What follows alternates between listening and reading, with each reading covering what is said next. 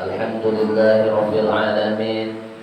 Wassalatu wassalamu ala ashrafil anbiya'i wal mursalin Sayyidina wa maulana Muhammadin wa ala alihi wa ashabihi wa zurriyatihi ajma'in.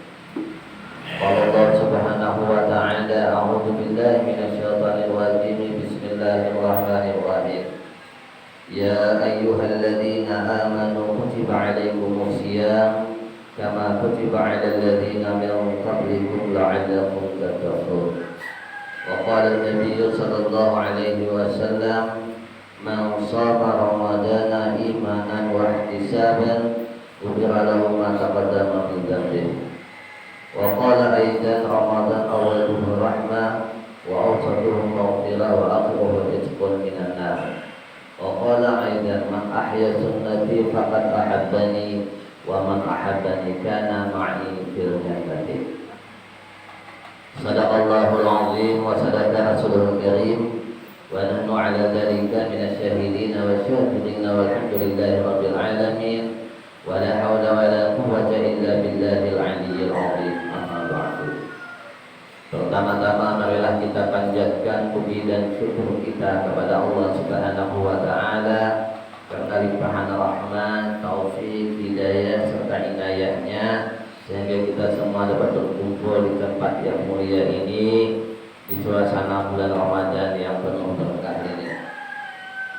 Salawat serta salam tak lupa kita haturkan atas kehadiran junjungan kita Nabi besar Muhammad sallallahu alaihi wasallam, yang mana karena perjuangan beliaulah kita semua dapat merasakan betapa nikmatnya Islam, iman dan ihsan. Semoga kita termasuk golongan orang yang selalu mencintai dan dicintai oleh baginda Rasul sallallahu alaihi wasallam. Allahumma shalli ala sayyidina Muhammad wa ala ali sayyidina Muhammad. Pertama-tama ulun mengucapkan terima kasih wabil khusus kepada panitia pelaksana yang telah memberikan kesempatan, waktu dan tempat di tempat yang mulia ini untuk menyampaikan ceramah di bulan Ramadan yang penuh berkah ini. Yang ulun muliakan para alim ulama, guru agama, tokoh masyarakat, hadirin hadirat, shaimin wa shaimat yang dirahmati Allah Subhanahu wa taala. Sebelum ulun menyampaikan apa yang dapat saya sampaikan, terlebih dulu banyak minta ampun dan maaf jika nanti dalam penyampaian terdapat kesalahan, kesilapan, baik disengaja maupun tidak disengaja. Semoga apa yang ulun sampaikan nanti bisa bermanfaat bagi ulun pribadi khususnya dan kepada pihak para pendengar umumnya. Amin amin ya rabbal alamin. Hadirin hadirat yang dirahmati Allah Subhanahu wa taala. Sebagaimana kita maklumi dan kita ketahui bersama bahwa bulan suci Ramadan adalah bulannya, bulan barakah, bulan yang terhimpun di dalamnya segala amal ibadah kita itu dilipat gandakan oleh Allah Subhanahu wa taala tanpa ada batas.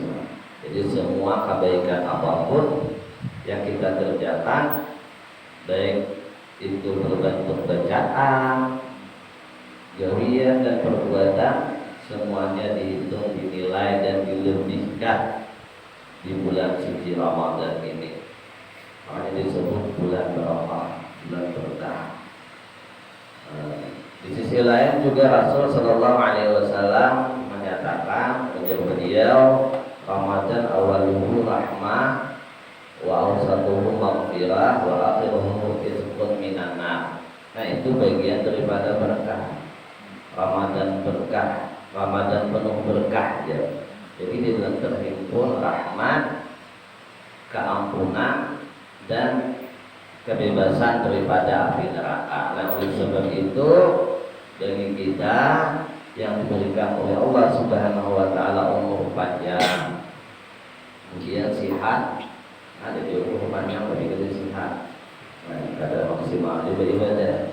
Jadi umur panjang, kemudian sehat, dapat melaksanakan ibadah. Jadi ya, umur panjang sehat tapi kita mau ibadah. Itu sebenarnya keinginannya adalah umur panjang sehat dan dapat melaksanakan ibadah. Keinginannya jangan doa itu, ya Allah panjangkanlah umurku, panjangkanlah umurku, ya panjang umur aja. Di sisi lain ya gering terus, ada sih sehat, yang ada sih matian, ada nyaman juga lah. Nah, atau panjang umur sehat, tapi kadang sih ibadatan, salat itu ya lah. Jadi kembali, jadi panjang umur, kemudian sehat dan dapat melaksanakan ibadah, khususnya di bulan Ramadan ini, sehingga apa yang dijanjikan oleh Allah Subhanahu wa taala, keutamaan fadilah Ramadan ini didapat oleh kita. Dan insya Allah selama kita bersungguh-sungguh melaksanakan ibadah di bulan suci Ramadan ini, insya Allah kita akan diberikan kelebihan yang telah dijanjikan oleh Allah Subhanahu wa taala tersebut. Dan insya Allah pada akhir hayat kita akan mendapatkan husnul khatimah. Selama kita niat kita berubah, maka hangus jadinya lah kembali. Kaitannya dengan bulan suci Ramadan, jauh-jauh sebelumnya Rasulullah SAW telah menyebutkan dari bulan Rajab itu sudah ada di apa yang disampaikan oleh baginda Rasul dengan istilah Rajabu syahrullah wa Sya'banu syahri wa Ramadanu syahrul ummati. Ya Rasulullah, bulan Rajab itu bulannya Allah, bulan di mana sekalian hamba itu dianjurkan untuk berhadap kepada Allah, jangan memperbanyak istighfar. Jadi di bulan Rajab itu Allah bertajalli dan tampak, setelah itu datanglah kita. Nah, lalu kita ini berhadapan dengan Allah. Lalu yang lebih utama ketika kita berhadapan dengan Allah itu istighfar dulu. Sungkaman ya, mudah saja minta ampun. Nah, ketika kita berhadapan dengan orang tua, sebetulnya Allah. Seberapa besar pun kesalahan kita dengan orang tua, seberapa besar pun orang tua sakit lawan kita, ketika kita datang minta ampun, insya Allah kaitan itu mengampuni. Apalagi Allah yang bersifat Rahman Rahim, tidak ada batasan. Seberapa besar pun dosa hambanya itu, asal kita bujur-bujur meminta ampun, maka segala dosa kita akan diampuni oleh Allah Subhanahu wa taala. Tapi dengan tiga syarat untuk sungguh-sungguh. Pertama meminta ampun, kedua menyesali, ketiga memperbanyak ibadah dengan menuntut ilmu dan beramal saleh. Tiga macam itu dasarnya. Nah, membuktikan bahwa taubat kita itu bujur lah. Jangan istighfar aja, astagfirullahaladzim, astagfirullahaladzim, tapi tangan tetap aja mengambil tulang misalnya. Astagfirullahaladzim, dia tampil kayak muka astagfirullahaladzim, saya komen depan astagfirullahaladzim. Menjadi ayam, tapi untuk istighfar, menyikapi mengatur antara hak lawan yang berdialog salah itu banyak orang salah pakai bacaan-bacaan yang bagus sementara itu semua siap dan kayak gitulah. Nah, jadi muncul. Jadi taubat kita itu digerakkan dengan tiga unsur, dari istighfar, kemudian menyesal, yang ketiga ilmu dan ibadah. Terus saja. Nah, maka baru disebut taubatan nasuha, namanya taubat yang bujur. Kan jangan dikehendaki Allah ampuni segala dosa, seberapa besar pun dosa kan ada batas. Nah, kamu nyalain tau aja dosa dulu. Kalau pikir itu, Tuhan sudah mengampuni dia-nya, kita salah dia lah. Kemudian dosa terus, apakah anak dirinya? Kalau pada akhirnya dia taubat, sama ya, betul. Maksiat yang direncanakan sebelumnya itu memutus bagi taubat lah. Jangan kayak gitu. Biasanya diistidrajkan Tuhan tuh, istidrajnya dilanjutkan. Awalnya kayak itu niatnya aku cuma maksiat itu mah. Kenanya untuk taubat, tapi ketika dia maksiat karena ada niat seperti itu, istidrajkan Tuhan, lalu ditutup Tuhan pilih taubat. Orang itu ditutup itu taubatnya. Ketika membeli maksiat ada lagi hendak bertaubat. Pada awalnya diistidrajkan, dilanjutkan Tuhan sehingga orang itu dilanjutkan Tuhan, pada akhirnya dia masuk neraka, dicap oleh Allahnya neraka dan anak-anak.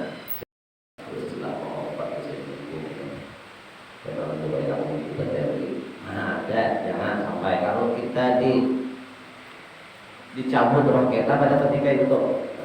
Nah, belum ada nih kawan gitu. Tahu bayar nonton sekolah, mondok tahu bayar. Wah, orangnya, pokoknya menjalan mungkin melihat kiri kanan gak ada. Saking waraknya, ada bagaimana orang melakukan dosa. Luar biasa ya. Di tangan itu kitab aja, kitab menjalan kemudian. Cuman entah apa kan menyentuh kakangnya nafsu ini, kakangnya nih anak itu ditahaninya. Hanya pada suatu saat kalau mau meledak kalau amarah anak itu tahaninya semuanya. Akhirnya ini memutuskan kayak apakah ini dilepasnya seluruh dirian yang biasa atau apa biar kebaikan ini itu kalau kajian itu mau pada diri ini sekalinya ya tadi berubah spontan kayak apa kan pacaran awalnya pacaran kemudian berimbas kepada launan, kemudian mencuntan, kemudian minuman, pada akhirnya kan penjara. Penjara ini udah ke penjara lu ada taubat satu mat tentang taubat sekali ini lebih kurang. Tak mungkin itulah yang dimaksud istidrak tadilah, kemudian suatu saat bulan ini lu tahu di mana orangnya. Takutkan kita jadi hal-hal yang mestinya nurani kita tuh menolak yang dipaksa lah. Ini biasanya orang yang beriman itu biasanya ada di hati kita tuh menolak minum itu tidak, cuma keadaan mengolahnya ke obat, padahal menolak hati. Yang dipaksa lah itu bisa ya tadi tuh bisa dilanjutkan oleh Allah. Menolak hati itu kan hendak, akhirnya dikalahkan oleh nafsu adalah kembali. Jadi bulan Rajab sudah diwanti-wanti 2 bulan sebelum sudah ada ketika kita belum masuk bulan Ramadan ini untuk bersih diri di bulan Rajab itu. Jadi kita taubat di situ banyak ketika kita berhadapan dengan Allah yang perlu banyak mengucapkan istighfar kepada Allah Subhanahu wa taala. Kemudian wa Sya'ban syahri ya Rasulullah, bulan Sya'ban itu bulanku. Nah, ketika batin kita sudah berhadapan dengan Allah, berserah diri sepenuhnya kepada Allah di bulan Rajab, batin kita bersih dan kemudian masuk ke bulan Sya'ban, maka yang perlu kita bersih adalah jasad kita. Nah, kita satukan dengan diri Rasul Shallallahu Alaihi Wasallam di bulan Sya'ban itu. Kita perkuat kecintaan kita kepada Rasul untuk menyatukan diri kita dengan diri Rasul Shallallahu Alaihi Wasallam dengan mempererat kecintaan kita kepada beliau. Cinta kita kepada Rasul itu ada 3 telah mendasari. Pertama, banyak memujinya, banyak memuji Rasulullah, berarti banyak mengucapkan salawat, bersalawat banyak karena itu mempererat hubungan jiwa kita dengan jiwa diri Rasul Sallallahu Alaihi Wasallam. Yang kedua, mentauladaninya. Mentauladaninya ini tangan sedikit dan kalau salawatnya yang mana yang muji gampang. Pujian itu baguslah kepada Rasulullah itu salawat beliau senang kepada umat-umatnya yang senantiasa mengucapkan salawat. Pada akhirnya orang yang membaca mengucapkan salawat itu akan dibukakan hatinya ke jalan yang jujur. Serusak apapun, sebanyak apapun maksiat yang digawi, tapi satu sisi dia banyak mengucapkan salawat, maka salawat itu akan menerangi hatinya suatu saat lah. Gampang salawat itu dibaca, Allahumma shalli ala sayyidina Muhammad atau sallallahu ala Muhammad. Banyak itu dia bernyaman ibadah paling mudah dibaca lah. Nah, dari salawat itu akan menunjang ibadah-ibadah yang lain, kada menghilangkan, menghinggakan ibadah yang lain. Tapi ketika dibaca pihak salawat itu beristiqamah, maka dia akan memancing, menarik ibadah-ibadah yang lain. Kalau timbul dengan hati hendak baca Quran, hati hendak baca tasbih, baca zikir, bersedekah, berbuat baik, dan semua itu terbit dari sebab fadilat keutamaan kita memperbanyak membaca salawat. Ikatan batin kita dengan Rasulullah kita jadi nyambung. Yang kedua, mentauladaninya, agak sulit sedikit lah. Bukti kita cinta, bukti kita mempererat diri dengan diri Rasul Sallallahu Alaihi Wasallam. Yang kedua yaitu mentauladani apa yang dianjurkan oleh baginda Rasul Sallallahu Alaihi Wasallam dengan menjunjung segala sunnah-sunnahnya. Apa nanti bahwa apa yang diperintahkan oleh baginda Rasul yang dianjurkan kita ikuti. Nah, itulah tanda bukti kita cinta kepada Allah, mengikuti akan baginda Rasul sebagai utusan Allah Subhanahu wa taala. Mengikuti Rasulullah berarti kita mengikuti Allah Subhanahu wa taala. Kita ridha, Rasulullah ridha dengan kita, maka Allah pun juga ridha terhadap kita. Nah, jadi mentauladani bagian daripada cinta kita kepada baginda Rasul Sallallahu Alaihi Wasallam. Apa nanti tauladani? Banyak sunnah-sunnahnya. Kita duduk di sini karena sunnah Rasulullah. Kita dapat hidup sampai hari ini karena sunnah Rasulullah. Menjunjung tinggi segala sunnah Rasulullah itu bagian daripada ibadah. Nah, yang ketiga yaitu pengorbanan. Nah, bukti kita cinta Allah Rasulullah berani berkorban. Apa pengorbanan kita nyata pada hari ini? Nah, yang dudukan sini. Ini pengorbanan dia mulai rumah ke sini tadi. Kata sebulan orang bisa hadir ke sini. Butuh pengorbanan. Ya ada mata ngantok. Nah, mulai rumah ngantok. Ponakan ke sini pengorbanan katanya. Ya sakit kepala sedikit. Yang ditahanin hadir ke sini itu pengorbanan. Bukti pian cinta kepada Rasul. Kalau pian lakon jaga kada perintah sunnahnya Rasul kita di sini. Rasulullah memerintahkan sunnah yang tadi menuju taklim ya. Biar datang ke sini. Kalau dia butuh pengorbanan karena berarti sakur berjalan biar ingkar sampai ke sini. Ya Allah, banyak tuh halangan rintangan di rumah. Lah, anak nangis di rumah, kabut bini di rumah. Ya turun, salah jalan tak bisa cari bini kadang-kadang nah, di rumahnya bisa apa kan? Tapi kata bapak, kebaikan itu biar pada berujung kebaikan itu lah. Kayak apapun rintangan dan tantangan di rumah, ketika pian memutuskan untuk melakukan satu kebaikan, maka kebaikan akan menumbuh. Nah, ada yang jadi pian, anak bini pian yang sarik, ada macam di rumah itu berubah jadi baik lah. Nah, berubah jadi baik dia nyerat kenanya mencari kita lah. Terima kasih kepada kita. Untung bahaya-bahaya pian ini, untung bahaya menumbuh ulun bahaya ini, dia bini itu deh, dia nyerat. Padahal di dunia sarik. Jadi di akhirat berterima kasih, jangan kadang itu ulun kata ini, kata Rasul itu ulun bahaya. Dia membeli mamai ulun taruh ini rumah awan dia kata itu dia juga. Akhirnya dia di surga mencari berterima kasih menyayangi kita karena jasa kita selaku suami menjadi imam dalam keluarga seperti itulah. Dan bini itu kaca-kaca dipuji biar bini itu paling cepat dipuji lah. Nanti saya lagi dipuji bini itu sangat mengerti. Nah, itu tanda-tanda cinta lawan bini dia. Tanda cinta lawan Rasulullah dia memuji berselawat. Tanda cinta kita lawan bini akan dimuji. Dipuji karena hal yang halus dipuji. Sana membini kita lah. Ambil sayang lagi atau bujuklah kata-kata yang manis. Ya, lihat. Apalagi ini istilahnya macam-macam loh anak-anak orang dari mak deh orang itu dia bukan dia bukan abah malunya abahmu mau abahnya si abahnya si anak abahnya mamanya si anak lah. Kata-kata yang mengarah kepada saling mengasihi sayangi itu dianjurkan kembali. Nah, jadi 3 unsur kita untuk cinta kepada Rasul dari banyak memuji, bersalawat, mentauladani, melaksanakan segala sunnahnya. Yang ketiga, pengorbanan kita dalam melaksanakan sunnah-sunnah baginda Rasul. Nah, di bulan Sya'ban itu angkatnya lebih awalnya lah. Kemudian wa Ramadanu syahrul umatin. Nah, bulan Ramadan ini bulan kita. Allah dan Rasulnya merintahkan menyerahkan sepenuhnya Ramadan ini sebulanan gesan umat, gesan kita kembali ke kita bulannya nak apa dia?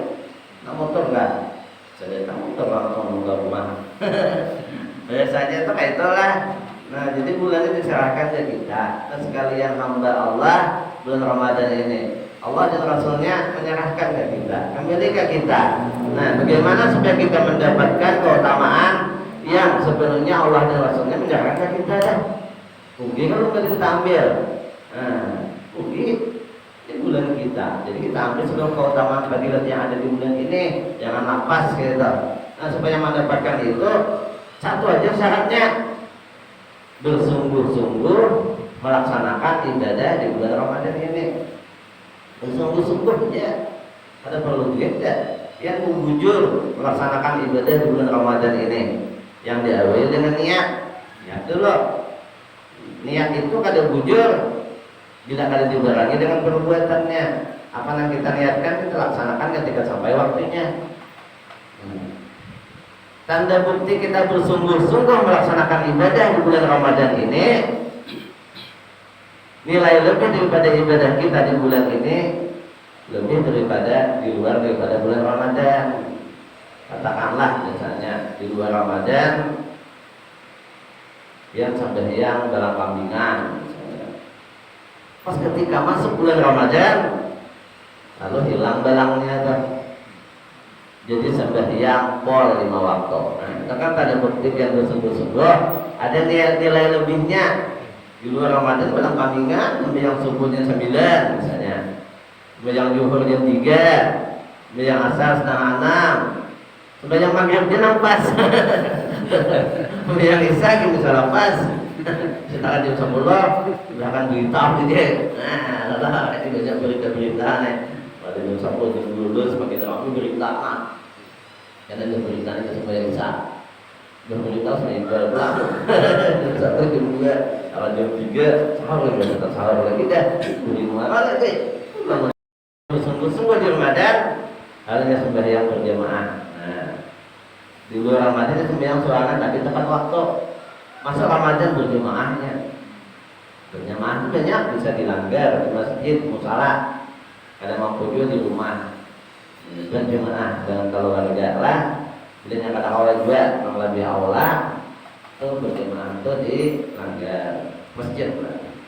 Masjid langgar karena langgar itu ada di kita sini aja. Kalau di Arab jadi akan ada masjid sadir, masjid jamek, masjid gaya jamek dua dia. Langgar itu biasa kita sini ya nang masjid gaya jamek tuh. Ada wajib di Jumati langgar nih. Ada sana masjid gaya jamek. Saya kira kita masjid ini aja. Kalau itu mati aja. Nah, sekilas lah. Dia mungkin ada tuh beberapa buah kan yang minta. Jadi ada yang bingung masyarakat. Kalau itu mati itu masih gitu. Jadi gaya jamek, nah ada wajib di Jumati mah kayak itu lah. Dan ada hukum fikihnya. Jadi kita langgar dari orang boleh jadi terubah dia masjid dia jamek. Kenapa masalah ada politik masjid. Nah, itu di istilah di Arab sana kita sini budaya kita lah. Di mana wali songo dari golek gitu. Nah, jadi berjamaah ada nilai lebih. Orang yang biasa berjamaah di luar Ramadan, masuk bulan Ramadan, berjamaah tepat waktu tanpa masbuk. Wah, malah meningkat.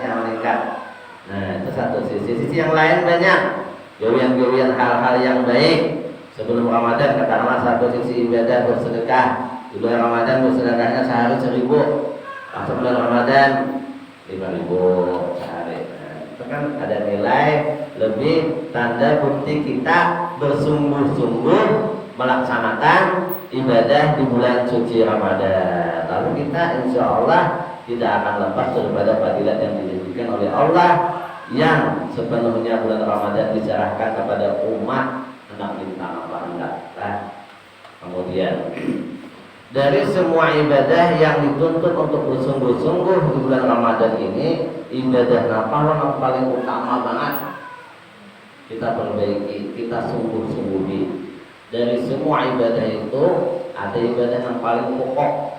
Apa yang paling pokok? Yang paling pokok adalah sholat. Nah, berhubungan bulan Ramadan berarti sholat, kemudian puasa, kemudian ada hal-hal yang disunahkan. Jadi kita kembali, kita perbaharui pulang sholat kita tuh, jujur lah deh. Nah, walaupun pada dasarnya dia pasti tahu deh. Memperbaharui, mengulang-ulang ilmu, mengulang-ulang gawian kebaikan kita itu untuk dibersih itu sunnah, itu saja.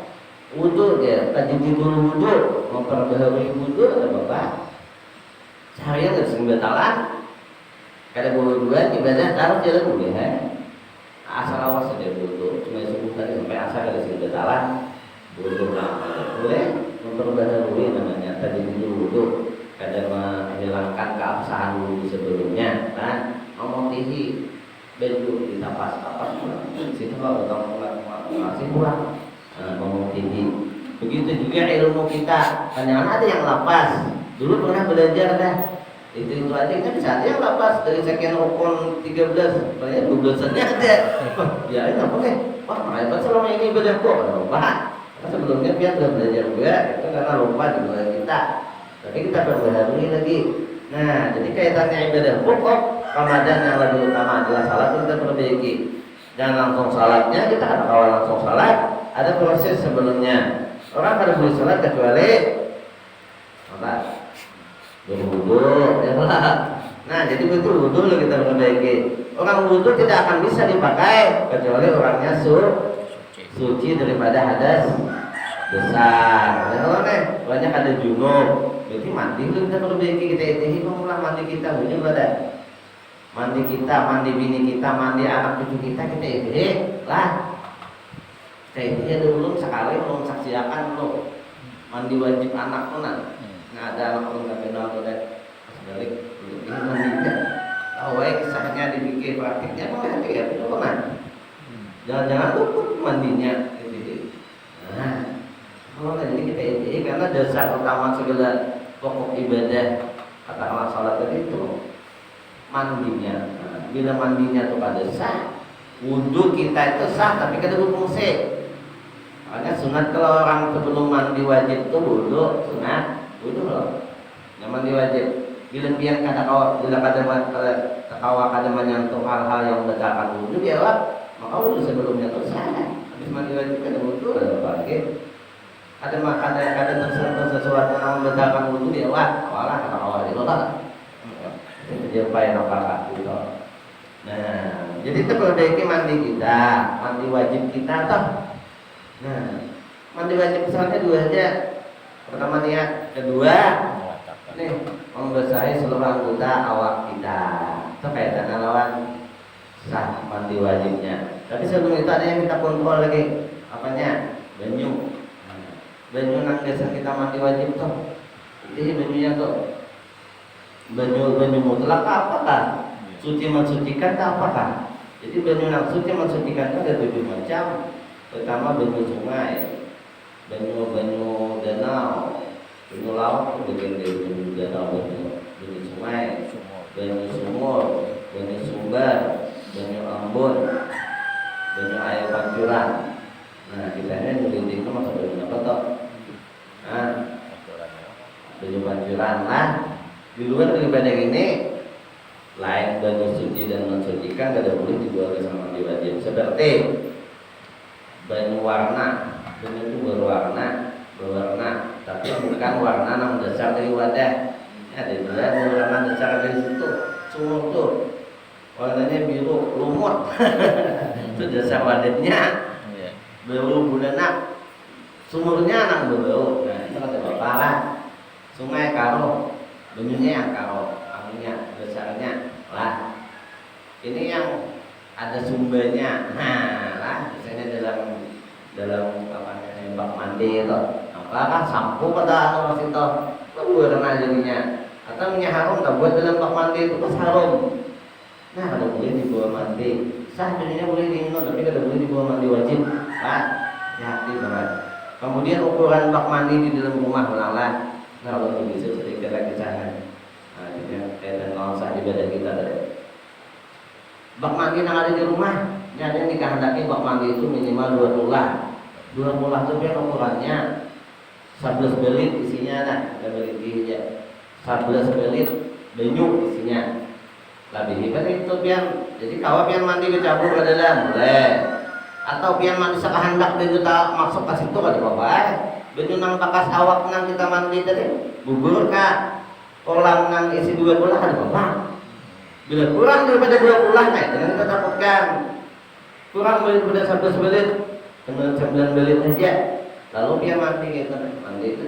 Nah banyu nang kita kubui kawak tuh malancing kan situ, kita ambil lagi banyu itu, dia ada normal, dia nggak susah, kan lautan pak, bisa kalau tuh dia kayak yang pada gini bujur, dia boleh pulang dengan Nah kalau ukuran kolamnya itu kalau meter, semeter seperempat, lebar tinggi persegi.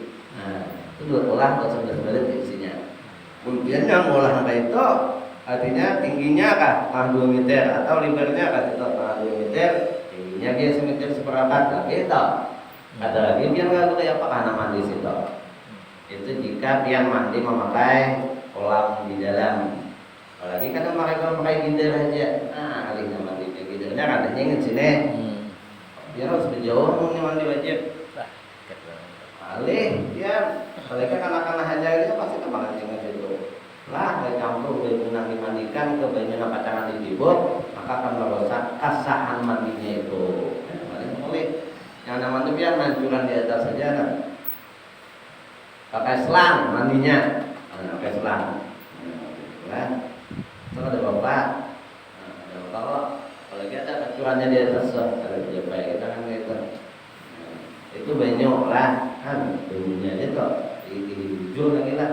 Takut ini makanya ini anak kita di sekali itu dan jujur kayak itu ingat ya lagi nah dan ingat kayak itu nah karena satu saat kita berbeda lagi kalau saudara-saudara kayak gitu karena tidak sedikit orang hamba Allah di neraka itu mengadu ya Allah kenapa Allah masuk neraka sedangkan kalau Allah masuk surga situ nah sedangkan diri Allah sama lawannya ya kalau jelis dua sembahyang berjamaah apa juga Allah sama lawan itu kenapa Allah kesini.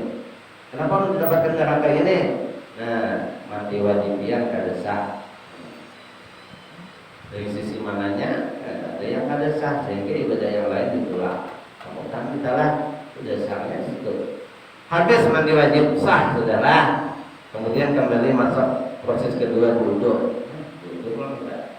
Apa wudhu nang wudhu betul lah. Jadi sahan banyak lebar jadi sedikit-sedikit aja lah. Ini Pak Fikih maksudnya ada Pak Fikih yang belajar fikih ada berwudu bermandi wajib situ kau mandi langsungnya ditakon yang ada ragu-ragu itu yang tertanyakan jangan kita kalau ibadah apa sekali ini biar anyaki sampai biar paham udah kunci lagi itu dipikir jadi pikir itu menjadi pandir jangan bulik yang ada keraguan kaitan lawan wudu belajar wudu nggak ada ragu yang ditakon sudah paham ya boleh. Kalau ada paham ini itu banyak pulang. Ibadah ibadah dasar kan itu jangan setengah paham. Ada ulun ini mau makan aja hari inilah secara umum aja. Mau detail kan di waktu bisa. Mama sampai tengah hari ada habis setelah mandi wudhu dan salat. Jadi memancing lah supaya biar bisa memperbaharui. Yang sudah tahu sepenuhnya anak titipan itulah. Jadi jangan ibadah itu jangan yang lepas sehingga di dunia terkumpul karena di akhirat terkumpul sebenarnya di surga ya. Sama kalau bajunya wajib baju yang suci dan mensucikan adalah cara wudhunya pulang. Sama juga pertama niat, kedua membasuh seluruh anggota wudhu. Niat wudhu itu ketika baju menyentuh muha. Jadi niat karena kan ada lah keran dibuka niatnya. Oh itu wudhu apa yang salah saja wudhu kalau kenalan alam aja. Ini mesumuhan. Betul kita. Jadi lapasnya awaitul wudhu'a fardalillahi ta'ala ambil banyu ketika banyu menyentuh bagian dari sebagian di muha. Ya niat. Saya wudhu Allah Ta'ala. Habis akan niatnya dulu yang tangan dilepas dari muka kita. Itu. Sekali basuh wajib, 2, 3 itu sunat. Nah, jadi yang pertama itu wajib, 2, 3 itu sunat untuk menyempurnakan basuhan ada di anggota wudhu kita. Bagian muha mana kurang? Luas, yang harus banyak banget. Bagian muha yang wajib dibasuh mana? Batas muha dari atas, batas tubuh rambut. Bawah dagu, nah, yang halangi gitu ini muhanya. Kiri kanan pasang telinga kiri dan kanan. Nah, jadi ukur itu biarnya mistar bujur. Ini muhanya. Sini di atas tumbuh paling tengah, hendak mistar. Kabut ini pasang telinga ini. Set ini muha. Dirinya itu higanya ya kan kelihatan kayak buah jago itu muhanya lah. Jadi bila ada rambut pun biasanya ada yang mengeluar rambut di higi sini. Nah mereka batas rambut tumbuh sini katakan ke pasang talinya ada yang masuk rambut dalam pasangnya berarti muha toh. Mas Rulun bila yang bermuha rambut yang tumbuh di batas muha keluarkan. Dikeluarkan kan minian biasanya keluarkan dua. Atau karet kan. Ada lagi dia mengeluarkan juta. Besar ini kalau mengeluar mana? Di batas muha. Keluarkan itu lah. Buka. Kemudian tangan depan. Habis tangan kepala. Nah, kepala ini batas kepala ini batas rambut tumbuh. Mana rambut tumbuh? Rambut yang tumbuh di kepala. Boleh sini atau di belakangnya. Ini membesok kepalanya boleh jadi pecol di belakang sini. Di batas rambut tumbuh kepala rambut tumbuh di kepala. Tapi boleh rambut panjang ke sini. Nah ini nanti besok baru boleh. Ini kan di tempat tumbuh rambut ini. Di batas tumbuh rambut ada di batas tumbuh rambut kepala. Lain di sini rambut yang sini besok baru boleh. Nah boleh dikasih ke atas boleh. Itu kepala, telinga sunat lah.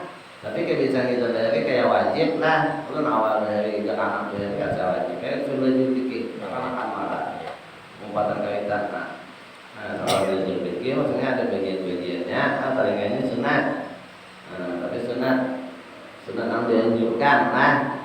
Dianjurkan juga sebuah. Jadi dia jangan besar telinga biar kalau disempurnakan itu semuanya. Yang dewi-dewi itu aja.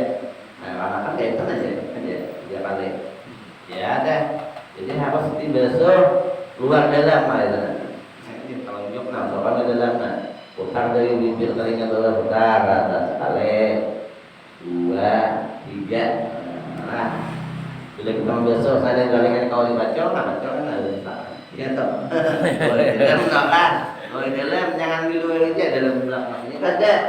Nah, kemudian kaki sampai mata kaki wudhu. Nah, jadi niat dan membasuh anggota wudhu. Kalau berdoanya itu sunat ya. Sunat menghadap kiblat, sunat mengangkat tangan menghadap kiblat. Nah, kalau terbaca itu ada membatalkan wudhunya dan sunat itu memperhiasi amal kita jadi sebelumnya pokok lah. Nah, baru masuk kepada sembahyang lah. Kalau nggak ada masalah sembahyang lagi dah. Lalu pelanggaran pokoknya kita sungguh-sungguhi di Ramadan yaitu puasa.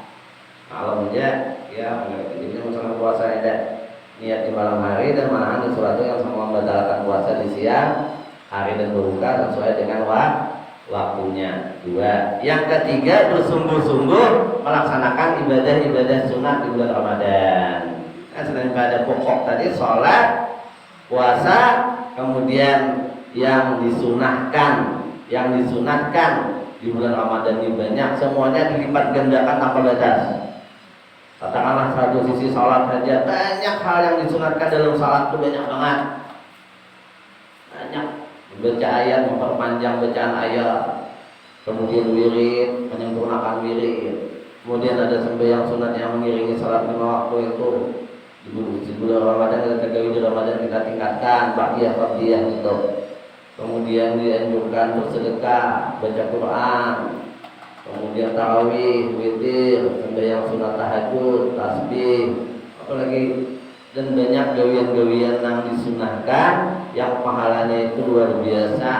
Allah janjikan khusus bagi umat ketika bertemu dengan bulan Ramadan kita ambil itu dengan bersungguh-sungguh melaksanakan ibadah selama bulan suci Ramadan, dan insya Allah kesungguhan kita dalam melaksanakan ibadah selama bulan Ramadan ini akan mengalir ke bulan-bulan di luar Ramadan sampai ke bulan Ramadan berikutnya pulang asal bersungguh-sungguh. Nah, namanya bersungguh-sungguh itu lapar lah. Jadi berhendak betul-betul di dada kita ini lapar. Ya Allah, untuk siap lapar, untuk bersungguh-sungguh ibadah selama bulan Ramadan. Janganlah hendak nyaman, jangan hendak lapar. Sehingga ketemu lapar ada aneh lagi. Hendak nyaman dulu, ketemu lapar, aduh baik. tahan ini terawih, tahan ini. Jangan hendak melapah sehingga datang melapah kada terlanjut lah, supaya sungguh-sungguh kita beribadah itu jangan putus. Pulangkan sampai ke hari raya kita, sehingga mengalir kebaikan kita Ramadan ini ke bulan berikutnya, bulan Syawal, bulan Kaidah, bulan terus saja sampai pulang ketemu bulan Ramadan berikutnya, sehingga permanen kebaikan dalam diri kita itu melekat. Ada putus di manakah sehingga Allah Ta'ala mau mencabut nyawa kita ini ada berhalangan dengan keadaan kita. Insya Allah husnul khatimah itu kita dapat selama niat dan perbuatan kita yang baik-baik itu kita akan memutus. Nah, selama kebaikan itu kita akan memutus, maka selama itu ridha Allah insya Allah selalu melekat beserta kita. Mungkin ini saja yang dapat saya sampaikan. Salah hilaf mohon maaf. Bila taufiq wal hidayah. Wassalamualaikum warahmatullahi wabarakatuh.